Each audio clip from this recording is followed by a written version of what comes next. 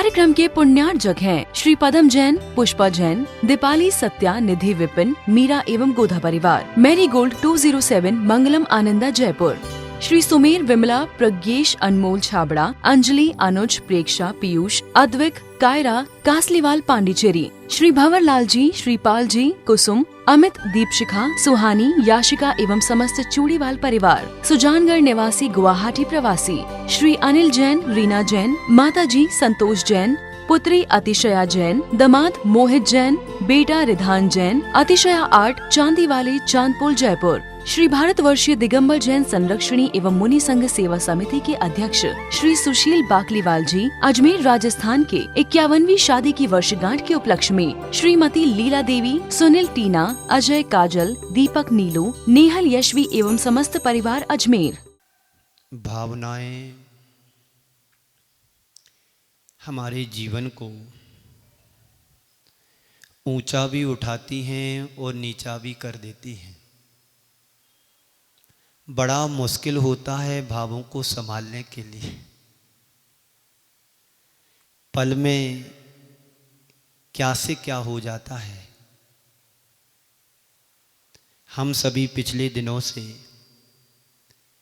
12 भावनाओं का पाठ कर रहे हैं और एक एक भावना के ऊपर हम समझ भी रहे हैं। आज हम इन भावनाओं के क्रम में ठीक मध्य में पहुंच चुके हैं। आज हमारे लिए 6वीं भावना का अध्ययन करना है, 6वीं भावना को समझना है। वह है असुचि भावना। असुचि भावना का मतलब है शरीर में अपवित्रता का भान होना। सुचिता यानी पवित्रता और असुचिता यानी अपवित्र। इस तरह से प्रतिदिन हम एक एक भावना को समझने का प्रयास कर रहे हैं। शरीर के भीतर यदि हम देखते हैं तो इस शरीर में जो मटेरियल है, इस शरीर के अंदर जो अशुद्धि है, यदि इस शरीर के ऊपर की हम चमड़ी को या जो परत जमी हुई है इसको अलग करेंगे तो हमारे शरीर में कितनी ज़्यादा अशुद्धि है इसका हम कोई हिसाब नहीं कर सकते। आज हम गौशाला देखने के लिए गए, वहाँ पर कितने सारे जानवर घायल रूप में पड़े हुए हैं।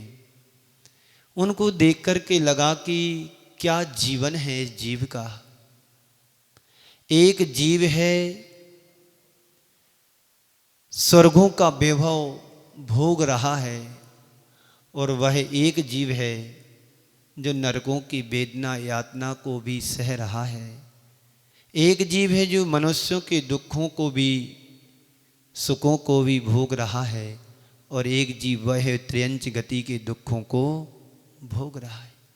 ऐसे घाव पड़े हुए हैं, जीव बिलख रहे हैं, तड़प रहे हैं, अपनी वेदना को किसी से कह नहीं पा रहे।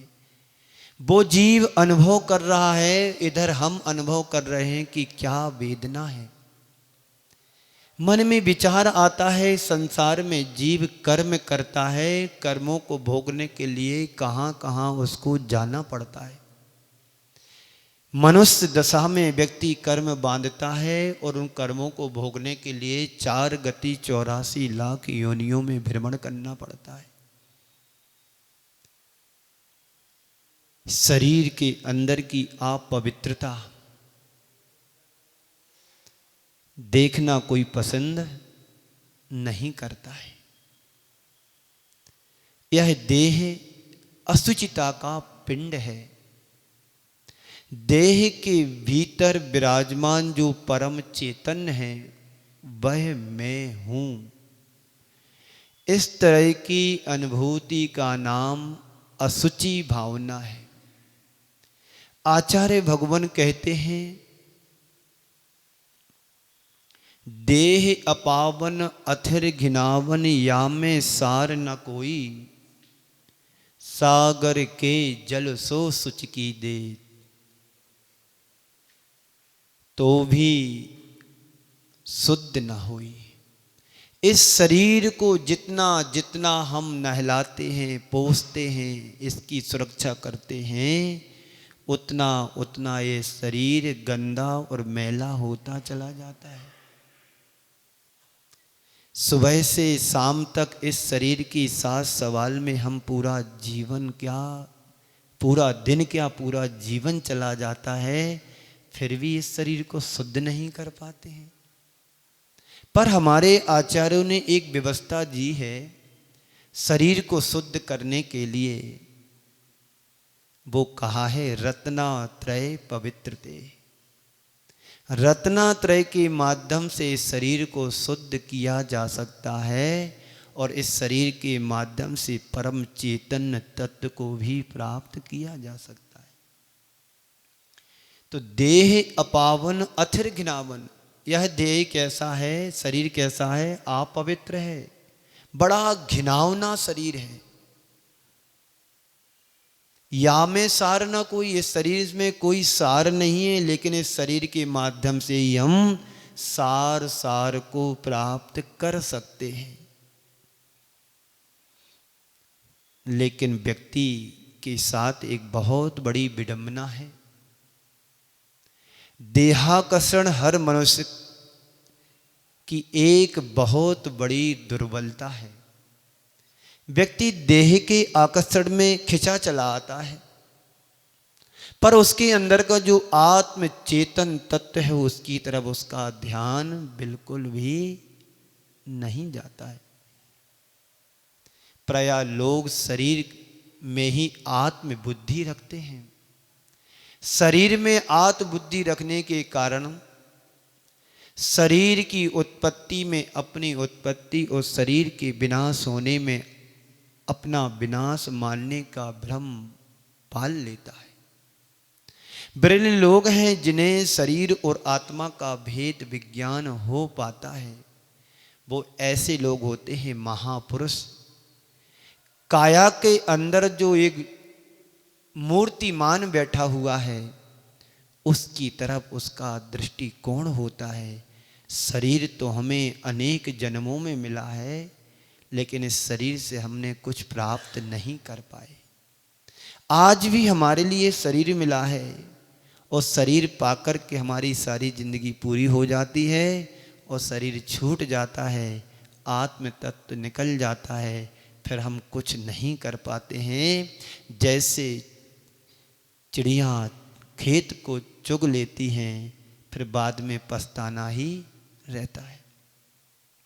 ये शरीर ऊपर से बड़ा सुंदर सलोना दिखाई देता है या दिख रहा है, जिसके आकर्षण में व्यक्ति मुग्ध हो रहा है। उसके भीतरी तत्व को पहचानने की हमें कोशिश करना चाहिए। आप लोग रोज 12 भावनाओं में पढ़ते हैं, दिपे चाम चादर मणि हाड़ पिंजड़ा देह, भीतर या सम जगत में और नहीं गिनेंगे। ये रोज पढ़ते कि नहीं पढ़ते? पढ़ते हैं। जब तक पढ़ते हैं तब तक लगता है कि ये शरीर हाड़ मांस का एक पिंड है, एक ढांचा है, और वही ढांचा हमें सांचा लगता है। जब भी असुचि भावना की बात आती है तो बात शरीर की अपवित्रता की होती है। कई बार मन में सवाल आता है कि शरीर को इतना अपवित्र बताने की आवश्यकता आचार्यों को क्या थी? कभी आपके मन में विचार आया, इस शरीर की इतनी अपवित्रता के बारे में चर्चा क्यों करते हैं? और इस शरीर से ही तो मुक्ति को प्राप्त किया जा सकता है। इस देह से ही विदेह की यात्रा की जाती है। इस औदारिक शरीर के माध्यम से हम अपने मोक्ष तत्व को भी प्राप्त कर सकते हैं, लेकिन इतनी अपवित्रता बताने की क्या आवश्यकता थी? शरीर के अपवित्रता के विषय में विचार का मतलब ये नहीं है कि हम शरीर से घृणा करें, अपितु ये है कि हमारी देह बुद्धि घटे शरीर के प्रति और आत्मा के स्तर पर हम जीने का अभ्यास बना सकें। शरीर को इतना अपवित्र नहीं बताते तो व्यक्ति शरीर की सेवा में ही रात दिन लगा रहता है, खूब खिलाता है, पिलाता है, नहलाता है, सारी चीज़ें उसके लिए सहयोग करने में पूरा जीवन बिता देता। 4 शब्द हैं, चाम, काम, राम और धाम। चाम यानी शरीर, काम यानी विकार भाव, राम यानी आत्म राम और धाम यानी मोक्ष। तो चाम से यात्रा हमारी होती है धाम तक पहुंचने के लिए। तो चाम यानी हमारे ऊपर का शरीर, ऊपर की चमड़ी। ऊपर का जो हमें चोला दिख रहा है, इसके प्रति जो भी आकर्षण है वो चर्म का आकर्षण है। सारा संसार इसी के आकर्षण में भटकता है। देहा शक्ति मनुष्य को भोगासक्त बना देता है और भोगासक्त मनुष्य संसार में भटकता है, रुलता है, जो अनेक प्रकार के दुख और आकुलता का पात्र बनता है। जो सच्चा ज्ञानी धर्मात्मा सम्यक दृष्टि जीव होता है वो ये जानता है कि ये तो ऊपर की चीज है, भीतर के तत्व को समझने की मुझे आवश्यकता है। चाम पर दृष्टि जाते ही काम का भाव जाग जाता है। ऊपर से जो दिख रहा है इसके भीतर के तत्व को देख लो तो कहते हैं उसमें कोई भी सार नहीं है, कुछ भी ऐसा आकर्षित होने लायक कुछ भी नहीं है। नौ मल द्वार बहें गिनकारी, ऐसे देह करें कि में यारी। ये रोज पढ़ते ना अपन, 12 भावनाओं में ही तो है सब बातें। देह अपावन अथिर गिनावन या में सार न कोई, सागर के जल सो। सागर यानी समुद्र के बराबर। इतने पानी से भी शरीर को शुद्ध करने का प्रयास करते हैं तब भी शरीर में शुद्धता नहीं आती है। आप लोगों ने कोयला देखा? कोयला देखा ना, सिगड़ी में जलाते हैं ना। अब कोयले को घिसो सफेद करने के लिए, हो सकता सफेद क्या हो सकता है, हम करके बताता हूं। कोयले को सफेद करने की कला मेरे पास है, आप लोगों के पास नहीं है। हाँ, कोयला को पानी से कितना भी घिसे तो पानी भी गंदा हो जाएगा, पर कोयला सफेद नहीं होगा। जब उसी कोयले को जला देंगे तो कोयला जल करके सफेद चांदी की राख बन जाएगा। ऐसे ही मानव जीवन है, एक काले कोयले की तरह है। इसे पानी से कितना भी धुला जाए ये साफ और स्वच्छ शुद्ध होने वाला नहीं है। और इसी देह के माध्यम से आत्म तत्व के बोध और वेद विज्ञान के द्वारा त्याग और तपस्या की आग में इस शरीर को जला देंगे तो इस शरीर से देह से विदेह की यात्रा सिद्ध हो सकती है। बस जरा समझने और सोचने की जरूरत है। पर इतनी बुद्धि है क्या हमारे पास? रोज नए नए तरीके अपनाते हैं। आज शरीर में क्या अच्छा लगाया जाए, अब कौन सी साबुन शैम्पू लाया जाए, कौन से इत्र सेंट परसेंट जो हैं वो लगाया जाए। अधिकांश पैसा तो हमारे इन संसाधनों में चला जाता है। मैं सूरत में था, एक घर में आहार हुआ, 3 भाई तीनों एक ही मंजिल में फ्लैट बना दिए और सारा पैसा बहुत ताकत लगा दी उस मकान को बनाने में। अब आप विश्वास नहीं करोगे, जैसे दरवाजे वैसे मैचिंग के पर्दे, मैचिंग की शादी गादी, खोल, तकिए मकिए सब, और रिमोट से खुलने वाले भी पर्दे। दरवाजे, मेरा आहार हुआ। आहार के बाद कहा भाई आपने तो सारी ताकत मकान बनाने में लगा दी। मोबाइल से खुलते थे गेट, उसमें से एक भाई छोटा वाला कोरोना में 1 2 3 हो गया। यहीं राजस्थान के रहने वाले हैं, गधिया परिवार, सूरत में रहता है। ज्ञानेंद्र जी, संजय जी, छोटे वाला तो कोरोना में स्वाहा हो गया। तीनों भाई एक ही बिल्डिंग में, और नहाने के लिए इतना बड़ा टब बनवाया कि जितना तुम्हारा एक रूम होता है। कल्पना कर सकते हो। दान तो देते ही हैं, लेकिन ये अति अपव्यय का काम है। छोटे से रूप में यदि हम काम चला सकते तो कम पाप लगेगा, उसी का विस्तार कर दिया तो ज्यादा पाप लगेगा। तो कितना शरीर को संभालो के सुधारो के, इसके लिए कितने नए नए तरीके रोज अपनाए जा रहे हैं। तो शरीर से कुछ लाभ होता है। दवाई खाने से तो लाभ होता है, लगाने से क्या होता है? इन्फेक्शन और हो जाता है। होता कि नहीं होता? जो सूट नहीं करता है। तो सागर के जल सो शुचि कीजे तो भी शुद्ध ना हुई।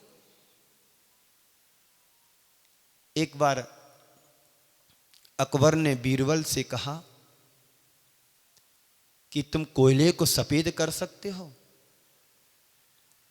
अकबर ने बीरबल से कहा कि तुम कोयले को सफेद कर दो। जी हजूर मैं कर सकता हूं, 1 दिन का समय दो मेरे को, 1 दिन का समय दो, मैं कोयले को सफेद कर दूंगा, वो भी सभा में आकर के करूंगा। बीरबल तो बीरबल था, उसकी बुद्धि 1.5 घर आगे चलती थी। कितने घर? 1.5 घर आगे चलती थी उसकी बुद्धि। दूसरा दिन हुआ, पूरी सभा सदन खचा खच भरा हुआ है। आज बीरबल कोयले को सफेद करेगा जो दुनिया में कोई नहीं कर सका। एक मिट्टी का कूड़ा लेकर के आया जिसमें कोयला रखा, उसमें थोड़ा सा घास लेट डाला, मिट्टी का तेल डाला और एक दिया सलाई से उसमें आग लगा दी। देखते ही देखते वो कोयला जलने लगा और जल कर के लाल अंगार हो गया। थोड़ी देर बाद वो अंगार भुजने लगे और ऊपर से एक सफ़ेद परत जमने लगी। बीरबल ने कहा कि हजूर मैंने कोयले को सफ़ेद कर दिया। आपके पास भी बुद्धि होना चाहिए थोड़ी सी, है ना? थोड़ी नहीं, पूरी बुद्धि है अपने पास। तुम जैसे बीरबल ने कोयले को सफेद कर दिया, ऐसे ही आचार्य भगवान कहते हैं हम अपनी आत्मा में लगी हुई किट्टी माँ, काली माँ, काले को दूर कर सकते हैं त्याग और तपस्या की आंच में जला करके। हमारी सिद्धों की आत्मा कैसी है दिखी आपको कभी? भूत तो दिखते हैं मरने के बाद, दिखते कि नहीं दिखते? अभी हम वहां से निकल रहे थे शमशान घाट के, यहां से देखो महाराज जी कितना सुंदर बनवा दिया। अब लोग मरने के लिए लालायत हो रहे कि हम भी मरे पहले, हम भी पहले मरे, ऐसा लोग कह रहे थे साथ में चलने वाले। हमने की अच्छा है, उन्होंने तो मरने की बात सोची, हमने सोचा यहां पर धर्म ध्यान यानी साधना करने के लिए जरूर आ सकते हैं। ऐसा कोई भाव थोड़ी करेगा कि मुझे मरना है। तो सागर के जल सो शुचि कीजे तो भी शुद्ध ना हुई। इस शरीर को कितना भी नहलाएं, समुद्र के बराबर पानी के बराबर भी शरीर को साफ किया जाए तब भी शुद्ध होने वाला नहीं है। इसलिए आचार्य समंत्र भद्र महाराज कहते हैं शरीर को शुद्ध और पवित्र बनाना चाहते हो तो रत्नात्रय पवित्र दे।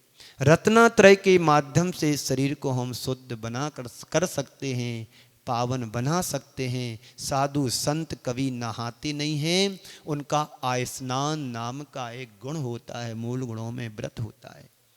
वो ताज जीवन नहाते नहीं है, फिर भी आप उनके दर्शन करते, पूजन पाठ करते और पाद प्रक्षाल करके गंधोदक माथे पर लगाते हैं। ये पावन पवित्रता कहाँ से आई? तो रत्नात्रय के माध्यम से आई, संयम के द्वारा आई। आप भी अपने जीवन को पवित्र कर सकते हैं। दुनिया के सारे पवित्र पदार्थ इस शरीर के स्पर्श होते ही संसर्ग में आने के बाद आप पवित्र हो जाते हैं। आप साबुन से लगाओ, साबुन भी घुल जाती है और शरीर पे स्पर्श होने से बह कर के नाली में चली जाती। वो 50-100 रुपए की साबुन कितने की आती है? पहले के ज़माने तो 4-5 रुपए की आती थी जब मैं छोटा था। अब समझ लो 30-40 रुपए की आती होगी एक। कौन कौन सी आती है? नाम ही भूल गए हम तो अभी। है लक्स आती थी पहले, एक लक्स साबुन चलती थी, हमाम चलती थी, लाइफबॉय चलती थी। अब लाइफ साबुन कौन सी आ गई पता नहीं मेरे को। सारे पवित्र पदार्थ इस शरीर के संसर्ग में आने के बाद आप पवित्र हो जाते हैं। हजारों रुपए की क्रीम यूजलेस हो जाती है, लगाने के बाद थोड़ा सा पसीना आया, क्रीम का सारा क्रीम निकल गया, पाउडर सब डस्ट बन जाते हैं। तो कितना कितना लगाएंगे हम शरीर से? कीमती पदार्थ भी सब आप पवित्र हो जाते। क्यों? क्योंकि इसमें ऐसी अशुचिता ही है। इसलिए संत कहते हैं देह के आकर्षण से बचो। एक घटना में आपके लिए सुनाता हूं, समय जब तक तुम्हारा हो जाएगा। इस शरीर की अशुचिता देह के कारण नेमी कुमार के भाई रथ नेमी थे। कहानी बहुत पुरानी है, भगवान नेमी नाथ के समय की है। तो नेमी कुमार के भाई रथ नेमी थे। नेमी कुमार दीक्षित होकर के मुनि बन गए। राजुल का संबंध नेमी कुमार से होना था, शादी। लेकिन नेमी कुमार शादी ना करा करके क्या ले लिए? दीक्षा ले ली। और वह इस तरह आसक्त हुए रथ नेमी राजुल के पीछे, राजुल में, कि सब कुछ भूल करके राजुल के समक्ष अपना प्रस्ताव लेकर के पहुंचे कि मैं तुमसे शादी करना चाहता हूं। और कहा कि नेमी कुमार तो वन को चले गए, मैं उनसे कम थोड़ी हूं, तुम मुझसे विवाह कर लो। मैं तुमसे प्यार करता हूं, प्रेम करता हूं। राजुल तो राजुल थी, प्रभावित नहीं हुई उनकी बातों से। उसने रथ नेमी को समझाने के ख्याल से कहा कि मुझे प्यास लग रही है, तुम कोई पेय पदार्थ लेकर के आओ। रथ नेमी कटोरा भर कर के दूध लेकर के आया। राजुल ने उस कटोरे को हाथ में लिया और दूध को अपने मुख की तरफ लगाते उसमें थूक दिया। क्या किया? थूक दिया। और वह कटोरा रथ नेमी की तरफ बढ़ाते हुए कहा कि लो, इसको तुम पी लो। रथ नेमी एकदम स्तब्ध रह गया। ये क्या? ऐसा कोई पिया जाता है किसी का थूक उगाल? तुमने उसमें थूका है, मैं उसे कैसे पी सकता हूं? नहीं पी सकता हूं मैं। राजुल ने ऐसी मार्मिक बात की, उसका हृदय बदल गया रथ नेमी का। भैया, मैं भी जानती हूं कि किसी की उगाल को, किसी के थूक को पिया नहीं जाता है, मुझे नेमी कुमार ने स्वीकारा था और उन्होंने मुझे छोड़ा है, मैं भी तो उद्दिष्ट हो गई। समझाने के लिए क्या प्रैक्टिकल किया। तुम मेरी तरफ आकृष्ट क्यों हो रहे हो? अगर तुम मुझसे प्रेम करते हो ना, तो उसमें थोड़ा ही तो थूका है, तो पी लो ना। यदि यही बात है तो जब नेमी कुमार ने मुझे स्वीकारा है, तो तुम मुझे स्वीकार क्यों कर रहे हो? फिर उससे कहा कि रत्नेमी, इस चर्म पर मोहित मत हो, मर्म को पहचानने की कोशिश करो। चर्म पर मोहित मत हो, मर्म को पहचानने की कोशिश करो। ये शरीर तो एक दिन यहीं छूट जाने वाला है। किसी का भी शरीर शाश्वत नहीं है। धीरे धीरे समय पाकर के शरीर क्रश होता है और इस शरीर में अनेक प्रकार की विकृतियां जुड़ जाती हैं, रोग जुड़ जाते हैं और ये शरीर एक दिन नष्ट हो जाता है। मैंने अपने मर्म को पाने का रास्ता चुन लिया है। अब मैं पलट कर के पीछे देखने वाली नहीं हूं। तुम चाम पर मत उलझो, काम के दास मत बनो, अपने राम को पहचानो और शिव धाम को पाने का उद्यम और प्रयत्न करो। रथ नेमी राजुल के संबोधन से अंदर से उद्वेलित हो गया। इतनी घोर उसे ग्लानि हुई, अपने आप पर पछतावा हुआ और वैराग्य के मार्ग पर आगे बढ़कर अपने जीवन का भी कल्याण कर लिया। असुचि भावना भाने से मनुष्य का देहाकर्षण मंद होता है, निज पर के देह का आकर्षण छूटता है।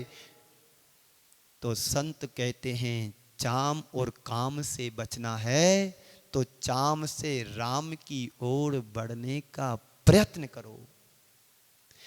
चर्म के भीतर का जो मटेरियल है, जो पर्सनालिटी तुम्हारी है, कितने तत्वों से मिलकर के बनी। खून भी है, पीप भी है, मांस भी है, मज्जा भी है, हड्डियां भी हैं, ना जाने कितना कितना तुम्हारे अंदर भरा हुआ है। लेकिन देहाकर्षण व्यक्ति को कामासक्त बना देता है। इस शरीर में कुछ भी ऐसा नहीं है जो आकर्षण के तुम्हारे योग्य हो। चाम के स्वरूप को देखने के बाद काम से आकर्षण छूटता है और राम से नाता जुड़ता है। एक घटना और सुनाता हूं। कहते हैं तुलसीदास जी अपनी पत्नी से बड़ा प्यार करते थे, रत्नावली से। किससे? तुलसीदास जी की पत्नी का नाम क्या था? रत्नावली। हमारे कहने से कि आपके सुनने से? सुनने से ना। तो कहते हैं तुलसीदास जी का बड़ा प्यार था अपनी पत्नी से। वो अचानक मायके जाती हैं और तुलसीदास जी का अपनी पत्नी का बिछोई उन्हें सहन नहीं हुआ, सहा नहीं गया। रात में ही मूसलाधार बारिश हो रही है, नदी में पूर आई हुई है, घनघोर वर्षा हो रही है, नदी लबालब बह रही है, लेकिन जाएं तो कैसे जाएं प्रिया के मिलन के लिए। जो कोई किसी से प्यार करता है तो वैसा तड़पता है, वैसे ही तुलसीदास जी अपनी पत्नी के बिछोई में तड़प रहे थे। निकल गए घर से, तट पर पहुंचे। वहां पानी में एक बहता हुआ शव चला आ रहा था। उसी क्षण बिजली चमकती है, उन्हें लकड़ी जैसा तख्ता दिखाई देता है और छलांग लगा करके उसको पकड़ा। उससे उस पार नदी के तट के उस पार चले जाते हैं जैसे तैसे। उसके आगे खेतों में से रास्ता निकाल करके चले जाते हैं, पूरे लत पथ हो जाते, गीले कपड़े हो जाते। जैसे तैसे पहुंचते पहुंचते रात्रि का समय था।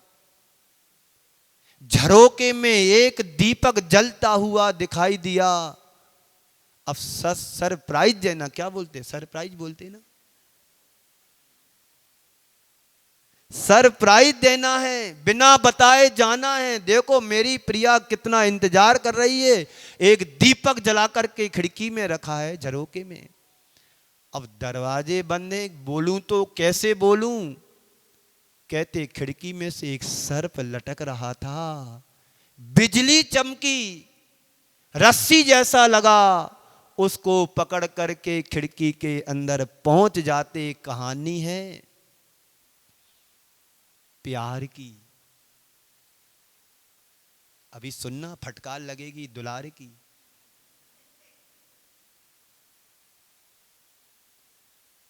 कहीं शायद मेरी प्रिया मेरा इंतजार तो कर रही होगी। अब मिलूं तो कैसे मिलूं। सरप्राइज देना चाहते थे। उधेड़ बुन में लग गए। देखा कि खिड़की में से सर्प लटक रहा है, रस्सी लटक रही है। कितना अच्छा प्रबंध किया मेरा। ओम कहते हैं उसी रस्सी के सहारे से खिड़की से पहुंचे, सीधे वहां गए जहां उनकी पत्नी स्वाध्याय कर रही थी। क्या कर रही थी? स्वाध्याय समझते ना आप लोग, पढ़ रही थी अपनी। देखकर स्तब्ध रह गई। ये यहां कैसे, तुम यहां कैसे आए हो? बदहवास सी स्थिति में,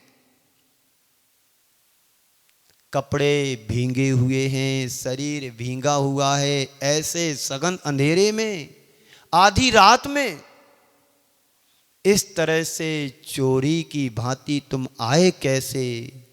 तुम्हारे प्यार ने मुझे यहां तक खींच करके लाया। आए तो कैसे आए, नीचे से ऊपर कैसे आ गए? अरे तुम्ही ने तो रस्सी लटका करके रखी थी खिड़की में से। कौन सी रस्सी? दीपक को ले जा करके देखती है तो काला भुजंग सर्प लटक रहा था। क्या लटक रहा था? सर्प। रस्सी नहीं, सर्प निकला। अरे तुम यहां तक सांप के सहारे आ भी गए। यदि तुम्हारी मुझे याद सता रही थी, इसलिए मेरे को रहा नहीं गया, मैं चल दिया, गंगा के तट पर आया। बारिश तेज थी, नदी में उफान था। एक तख्ता सा दिखा, मैं उसके सहारे तैर करके गंगा पार करके आ गया। जैसे ही तट पर आया, फिर बिजली चमकी, देखा तो एक मुर्दा था। एक कहानी सुना रहे हो। मुर्दा के सहारे में पार हुआ, यहां तक आया। ऊपर आने का प्रबंध नहीं दिखा। देखा कि आपने रस्सी लटका करके रखी है। जो देखा सांप निकला, उसके सहारे में यहां तक आया हूं। तेरी याद ने मुझे यहां तक खींच करके लाई। कहते हैं रत्नावली जो संबोधन तुलसीदास जी को दिया, उसने तुलसीदास जी का हृदय बदल दिया। क्या कह रही है सुनो। अस्ति चर्म मम देह सम, अस्ति चर्म मम देह सम, तासंग ऐसी प्रीत की होती रघुनाथ से, तो काय होत भयभीत।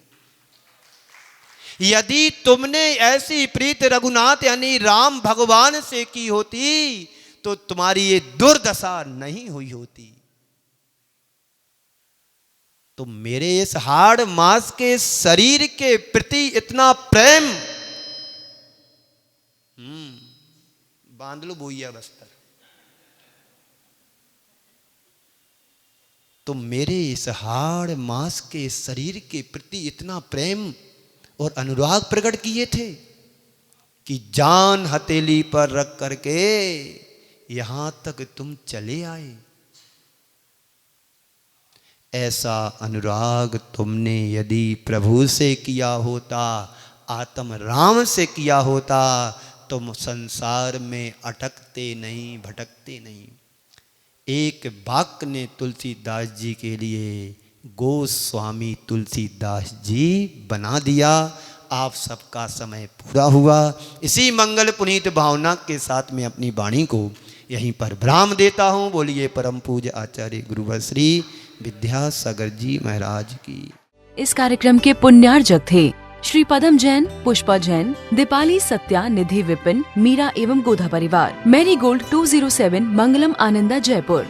श्री सुमेर विमला, प्रज्ञेश, अनमोल छाबड़ा, अंजलि, अनुज, प्रेक्षा, पीयूष, अद्विक, कायरा, कासलीवाल, पांडिचेरी। श्री भंवरलाल जी, श्रीपाल जी, कुसुम, अमित, दीपशिखा, सुहानी, याशिका एवं समस्त चूड़ीवाल परिवार। सुजानगढ़ निवासी, गुवाहाटी प्रवासी श्री अनिल जैन, रीना जैन, माता जी संतोष जैन, पुत्री अतिशया जैन, दामाद मोहित जैन, बेटा रिधान जैन, अतिशया आर्ट, चांदीवाली, चांदपुर, जयपुर। श्री भारतवर्षीय दिगंबर जैन संरक्षणी एवं मुनि संघ सेवा समिति के अध्यक्ष श्री सुशील बाकलीवाल जी, अजमेर राजस्थान के 51वीं शादी की वर्षगांठ के उपलक्ष्य में श्रीमती लीला देवी, सुनील, टीना, अजय, काजल, दीपक, नीलू, नेहल, यशवी एवं समस्त परिवार अजमेर।